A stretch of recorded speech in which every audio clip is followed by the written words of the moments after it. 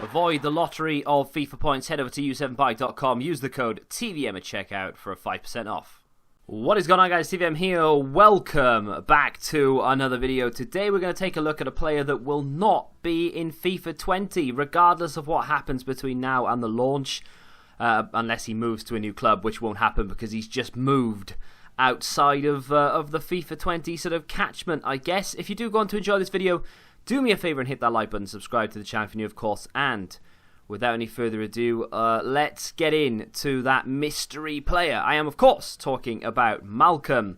He moved to Zenit. Now, why are Zenit not in the game? EA, for some reason, much like the Brazilian league, don't have the rights to the Russian league, and they don't have the rights to the teams, apart from CSKA Moscow and Lokomotiv Moscow. I think those are the only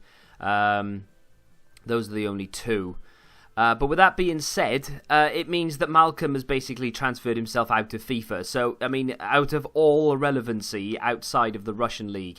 So if you're a fan of the Russian league and you watch it, of course, you'll get to see him week in, week out. But other than that, you're not really going to know anything about this guy. I can see him getting a loan move in January, if I'm perfectly honest. I don't think it's going to suit him. I think he's going to have a sudden realization that, oh, I've made a mistake, and I think it's a permanent transfer he went for, right? And then he'll get a loan out of there. I mean, he kind of has to, doesn't he? I don't know. We'll see how that goes. But in terms of FIFA, this will be the final look at Malcom. He does have, I think, an 85 man of the match. Of course, he had a ones to watch, and he was hit by that ones to watch curse where he got one card. The ones to watch cards are so depressing because as soon as you see those new players, you're like, oh, well, none of them are doing well this year, because it's very rare that they do, unless you get like a Ronaldo or something. But at the start of the game, this guy's stats were okay. He wasn't too expensive, and you could definitely see why at the very beginning of the game he was a very good player to get. Brazilian, playing in La Liga, very nice, easy links. The gameplay that you're about to see in just a second was actually taken from the review that I did. I went back in and I got some fresh screens like this, so it's all nice and clear for you. But the gameplay I took from the very beginning. This was, I think, maybe even like within the first 10 reviews that I did when I used to do 5-minute videos, which we're sort of bringing back for the next couple of weeks until FIFA 20 starts.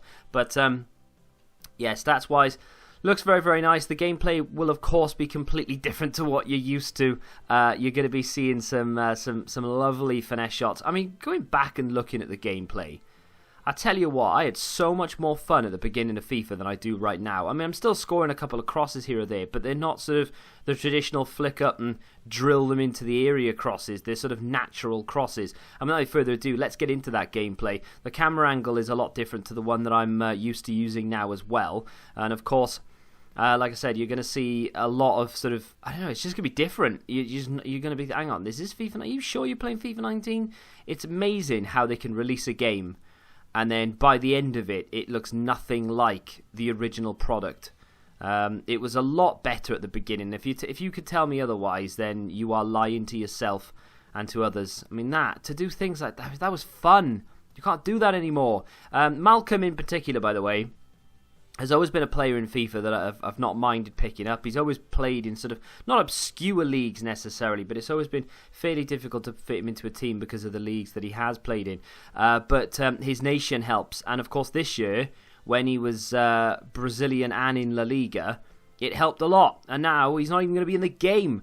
It'd be interesting to hear your thoughts as to whether you're actually going to miss Malcom.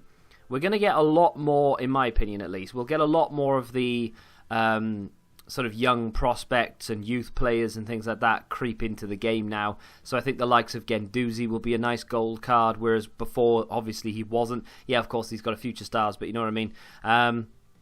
Phil Foden, I think, will be a gold card this year. So again, that's another card that creeps into usability. So I think he'll be replaced, obviously not by Guendouzi or Phil Foden, but you know what I mean. He'll be replaced in terms of there'll be another decent winger you can use instead of him. But I mean, those goals that you used to score at the very beginning of this game, so much more fun to score than cross-header. Even the first-time shots. First-time shots, good. They look good. They're easy to score. It's effective. But I'd much rather get the ball, run through 2 or 3 players and hit a beautifully timed finesse shot on the edge of the area. Apparently finesse shots are much better in FIFA 20, and it's much harder to time them. So fingers crossed it's It's basically a harder version of FIFA 19 at the very beginning in terms of executing those type of shots. But let me know down below if you want to see more of this type of thing. Maybe players that won't be in FIFA 20. Maybe we showcase them. Of course, I wouldn't have reviewed all of them, so it means we have to go and actually play with them and see how we get on. But if you have enjoyed it, smack that like button, subscribe to the channel if you're new, and until the next time, goodbye.